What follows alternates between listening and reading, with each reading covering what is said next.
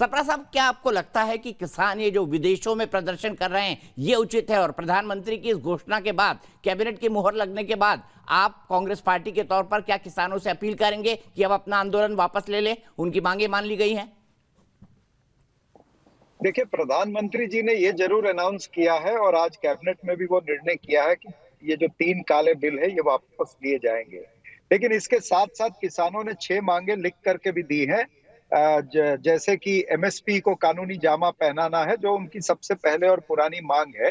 बिजली का electricity amendment bill है और ऐसे तमाम सारी चीजें 6 मांगे हैं। अच्छा होता कि आज कैबिनेट के अंदर ये 6 मांगों पर भी कैबिनेट चर्चा करता और इसके ऊपर कुछ निष्कर्ष निकालता।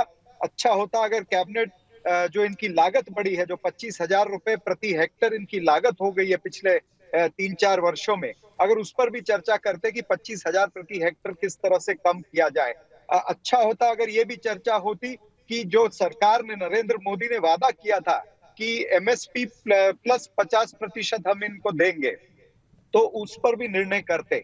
इन्होंने तो सुप्रीम कोर्ट में लिख करके दे दिया है कि हम एमएसपी के ऊपर 50% नहीं दे सकते हैं, लेकिन वादा तो इन्होंने चुनाव में किया ही था। तो ये तमाम सारी बातों पर अगर कैबिनेट के अंदर चर्चा होती तो मेरे ख्याल से किसानों को भी समाधान होता और जो विदेश में या देश में प्रदर्शन कर रहे हैं वो आज नरेंद्र मोदी जी की जय जयकार करते। मेरे ख्याल से कहीं ना कहीं ये सरकार 5 राज्यों के जो चुनाव आ रहे हैं उसको देख करके उन्होंने ये निर्णय लिया है। ये किसान भी सारी बातों को समझते हैं कि ये जुमलाबाज सरकार है, ये जुमले बोल करके बाद में मुकर भी जाती है। तो किसानों को एक ट्रस्ट डेफिसिट जो हुआ है, जो एक विश्वास नहीं हो रहा इस सरकार के ऊपर, उस वजह से ये प्रदर्शन आज भी जारी है। किसानों के मन में इस सरकार के प्रति और नरेंद्र मोदी जी के प्रति विश्वास कम हो चुका है। प्रधानमंत्री ने अब घोषणा कर दी है। प्रदीप सिंह जी, क्या आपको लगता है कि अब यह आंदोलन अंत की तरफ बढ़ रहा है, या आपको लग रहा है कि किसानों और सरकार के बीच का टकराव अभी और बढ़ने वाला है? मानना है कि ये आंदोलन दरअसल इसके पीछे मंशा राजनीतिक है। अगर ये आंदोलन शुरू हुआ किस नाम पर कि सरकार 3 कृषि कानून लाई है जो किसानों के हित में नहीं है। ये आंदोलन 1 साल से चल रहा है और 1 साल में तमाम कोशिश आंदोलन के नेताओं की, विपक्षी दलों की और जो भी तत्व उनका समर्थन कर रहे हैं उन सबकी कोशिश थी इसे राष्ट्रव्यापी बनाया जाए, लेकिन ये आंदोलन 2.5 राज्यों से बाहर नहीं निकल पाए। ये सबसे बड़ा मेरे ख्याल से नो कॉन्फिडेंस है इस आंदोलन के प्रति छोटे और मझोले किसान। लेकिन आप जो बात कह रहे हैं कि ये 3 कृषि कानून वापस हो गए, सरकार ने घोषणा कर दी, लेकिन मुझे नहीं लगता कि यह आंदोलन खत्म होने वाला है। यह आंदोलन 2022 के उत्तर प्रदेश विधानसभा चुनाव तक चलेगा। उसके बाद यह आंदोलन चलाने की कोशिश होगी 2024 के लोकसभा चुनाव, क्योंकि इसका मकसद राजनीतिक है। नाम किसानों का है, आंदोलन राजनीतिक है। राजनीतिक आंदोलन चले, सरकार के खिलाफ आंदोलन चले, इसमें कोई बुराई नहीं, लेकिन जो लोग चाहते हैं वो प्रॉक्सी की बजाय सीधे सामने आकर आंदोलन करें। तो ऐसा लगता है कि वो इस आंदोलन, राजनीतिक आंदोलन को चलाने में कामयाब नहीं रहे हैं, इसलिए किसानों का इस्तेमाल किया जा रहा है। आप देखिए आज 6 मांगे आई हैं।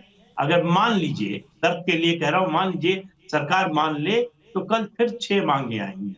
ये मांगों का सिलसिला रुकने वाला नहीं है 2024 तक। तो इसलिए मुझे तो उम्मीद नहीं है कि आंदोलन वापस होने जा रहा है। सीधे सीधे कक्का जी के पास चलते हैं। और कक्का जी, मैं आपसे जानना चाहता हूं, सबसे पहले पहला सवाल कि क्या विदेशों में किसान आंदोलन के नाम पर प्रदर्शन उचित है? क्या इससे देश की बदनामी नहीं होगी? और दूसरा मेरा सवाल, क्या 6 मांगे आपने रखी हैं? चलिए माना ये शुरुआत से आपकी मांगे एमएसपी को लेकर और बाकी बिजली अमेंडमेंट बिल और बाकी चीजों को लेकर जो 6 मांगे आपने रखी है, क्या इसके बाद 6 और नई मांगे आ जाएंगी? सुलह की ओर दिखता हुआ जाता हुआ मामला नहीं दिखाई दे रहा है कक्का जी आपको? हेलो,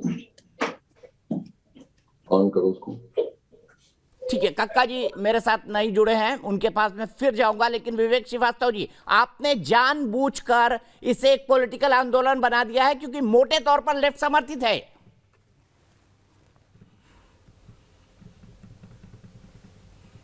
देखिए, लेफ्ट का पूरा समर्थन जरूर है, लेकिन ये लेफ्ट का आंदोलन नहीं, किसानों का आंदोलन है। नेताओं को वहां जाने की अनुमति नहीं है। राकेश टिकैत एक फेस की तरह उभरे हैं, ना आप उनको खालिस्तानी कह सकते हैं, ना आप उनको नक्सली कह सकते हैं जो आप कहते हैं। हमने कभी नहीं कहा। और प्रदीप जी जो अभी कह रहे थे कि साहब ये तो 2.5 राज्यों तक है, तो नहीं लेते बिल वापस, क्यों डरे? नहीं, प्रदीप जी कह रहे थे अभी कि 2.5 राज्यों तक ही सिर्फ सीमित है। अगर सिर्फ 2.5 राज्यों तक आपको लग रहा है ये आंदोलन सीमित है, तो प्रधानमंत्री नहीं लेते बिल को वापस। फिर प्रधानमंत्री ने क्यों लिया? प्रधानमंत्री ने इसलिए लिया क्योंकि उन्होंने अपनी मिस्टेक को रियलाइज किया, देर किया, बहुत सारे किसानों के मरने के बाद किया, बहुत सी गलतियों के बाद किया, चुनाव के प्रेशर में किया, लेकिन किया। अब ये जो 6 मांगे हैं, अगर आप इन 6 मांगों को पढ़ेंगे तो उसमें से सबसे बड़ी जो मांग है वो एमएसपी की ही है। बार बार हम आपके चैनल पे डिबेट्स में आते रहे, अन्य चैनलों पे भी गए, हर जगह भारतीय जनता पार्टी के प्रवक्ता ने बोला हम तो एमएसपी दे रहे हैं। तो अगर आप एमएसपी दे रहे हैं तो आप उसका भी एक कानून छोटा सा बना करके आप किसानों को दे दीजिए, वो सबसे बड़ी डिमांड है। बाकी जैसे कि वो जो उनकी जो अरेस्ट की बात है, जो खीरी लखीमपुर वाला जो इंसिडेंस हुआ था, ये मांग है, इलेक्ट्रिसिटी अमेंडमेंट बिल की मांग है, लेकिन सबसे बड़ी मांग एमएसपी की है। तो ऐसा नहीं है, आप अगर यही चीज प्रधानमंत्री 1 साल पहले कर लेते, 10 महीने पहले कर लिए होते, तो इतना बड़ा आंदोलन आंदोलन आदमी क्यों करेगा? क्यों हम विपक्ष की भूमिका में आएंगे? अगर आप विपक्ष को इज्जत देंगे, आप बुलाएंगे, बात करेंगे, डिस्कस करेंगे, इश्यूज उठाएंगे, तब एक बात होती है।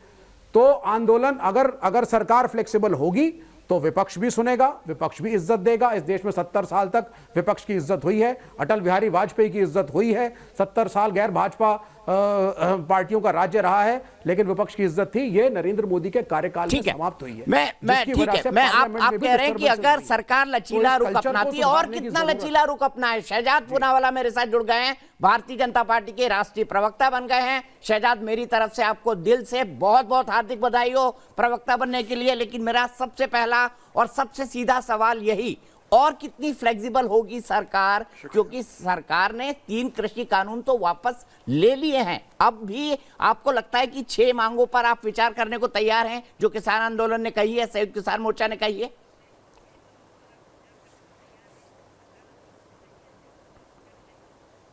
देखिए दीपक जी, सबसे पहले तो बहुत बहुत धन्यवाद, आपने मुझे मंच दिया। दीपक जी देखिए, प्रधानमंत्री ने गुरुपूरब के दिन पर किन कारणों के वास्ते और किन परिस्थितियों में इन कानूनों को वापस लिया, उन्होंने बहुत स्पष्टता और ईमानदारी से बताया।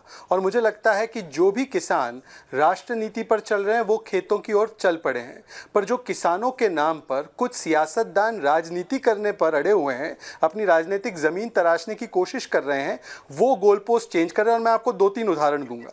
पहले लखीमपुर खीरी का मामला, मैं आपसे पूछना चाहता हूं, क्या ये 11 राउंड की जो बातचीत हुई उसमें लखीमपुर खीरी का मामला कतई था? नहीं था। और सुप्रीम कोर्ट आज इसकी पूरी जांच कर रही है, तो सुप्रीम कोर्ट पे इनको भरोसा नहीं है। दूसरी बात, ये कहते हैं कि एमएसपी पर, देखिए एमएसपी पर प्रधानमंत्री ने स्पष्ट तरीके से कहा कि हाई लेवल कमेटी बनेगी ताकि एमएसपी को और प्रभावशाली और व्यापक बनाया जाए। और ये क्यों कहा? ये इसलिए कहा क्योंकि आज आपको पता होगा दीपक जी, आपका तो लंबा इतिहास रूरल रिपोर्टिंग में रहा है, और मैं देखता था जब मैं बचपन में टीवी न्यूज देखता था, तब आपको पता होगा कि आज 6% किसानों को केवल एमएसपी 23 फसलों के लिए मिलती है। सब्जी के लिए एमएसपी नहीं मिलती है, दूध के लिए एमएसपी नहीं मिलती है, बाकी भी जो प्रोडक्ट्स हमारे किसान उगाते हैं उसके लिए उनको एमएसपी नहीं मिलती है। तो क्या उन 94% एमएसपी वालों किसानों को एमएसपी मिलनी चाहिए या नहीं मिलनी चाहिए? उनसे भी तो स्टेक होल्डर कंसल्टेशन होना चाहिए। एक और बात मैं कहता हूं, अभी भी जो 23% फसलों की एमएसपी है, आपको पता होगा प्रदीप जी यहाँ पे बैठे हैं, 2 राज्य ऐसे हैं जिनका बल्क प्रोक्योरमेंट होता है वीट का। उत्तर प्रदेश से मात्र 1% वीट का प्रोक्योरमेंट होता है, महाराष्ट्र से वीट का प्रोक्योरमेंट बहुत कम होता है, मध्य प्रदेश से बहुत कम होता है। क्या इन किसानों के बारे में चिंता करे या ना करे? अगर ये लोग मुझे एक हलफनामा में दे दे कि इन किसानों की चिंता नहीं करनी है, तो मैं उसको अपनी पार्टी के पास फिर से ले जाता हूं। तीसरी बात, एमएसपी का मतलब होना चाहिए minimum support price, maximum support price, पर मैक्सिमम सियासत एंड पॉलिटिक्स नहीं होना चाहिए। क्योंकि कांग्रेस पार्टी के हमारे सम्मानित प्रवक्ता बैठे हैं, इनकी पार्टी के दौरान आपको पता है मनमोहन सिंह ने क्या कहा था? उन्होंने कहा था एमएसपी से इन्फ्लेशन बढ़ जाता है। एक सेकेंड, चीख क्यों रहे हैं? चलिए, ये लेफ्ट वाले चीख रहे हैं, लेफ्ट वाले से कहिए हमने किसान कानून वापस ले लिया, ये केरल में एपीएमसी लागू कर दे। केरल में एपीएमसी की मंडी नहीं है दीपक जी, केरल में दीपक जी एपीएमसी की मंडी नहीं है, और ये लेफ्ट वाले चीख रहे हैं। सवाल पूछा है आपसे दीपक जी, मैं आप दीजिए ना 10 सेकंड और। हाँ, ठीक है, शहजाद कंक्लूड करिए। आप विवेक जी, आपके लिए सवाल है, मैं पूछूंगा आपसे, 1 मिनट रुक जाइए, कंक्लूड करने दीजिए शहजाद को, जैसे आपको पूरा मौका मिला शहजाद को भी मिलना चाहिए। शहजाद कंक्लूड करिए प्लीज। शो करोड़ों लोग देखते हैं जी। 15 सेकंड, केवल 15 सेकंड।